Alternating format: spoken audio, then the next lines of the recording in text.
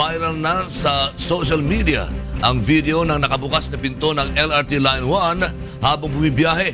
Mula sa Quezon City, may report si Mon Ocson live. Mon! Lakay, pinagkakaguluhan ngayon sa social media ang isang video na kuha ni James Cubelo habang nakasakay sa LRT. Kuhang video kahapon ng gabi na sumakay si Cubelo sa LRT Central Station kasabay ng rush hour na dagsa ang mga pasahero. Makikita sa video na bukas ang pinto ng isang tren ng LRT Line 1 habang bumibiyahe patungong EDSA Station at may sakay na mga pasahero. Ayon sa post ni Cubelo, napansin nila na tumatakbo na ang tren subalit hindi pa rin sumasara ang pinto. Nagulat na lamang sila na sabihin ng operator ng tren na humawak na lamang ng mabuti sa mga handrails.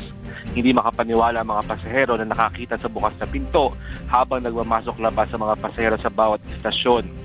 Bagamat parang nagkakasiyahan habang kinukunan ng video ang bukas sa pinto, nakakatakot at hindi ligtas na biyahe ang nasakyan ng mga commuter ayon kay Cubelo. Sa post si Cubelo, hinikayat niya ang mga netizen na i-share ang video upang makarating sa LRT management. Sinabi rin ni Cubelo sa kanyang post na hindi siya nagmamadali na makita ang mga bagong tren na bibili ng LRT, kundi ang hinihiling nito ay ang kaligtasan hindi lang ng sarili niya kundi ng lahat na sumasakay araw-araw sa LRT. Lakay? Maraming salamat, Mon Ocson. Nagulat mula sa Quezon City.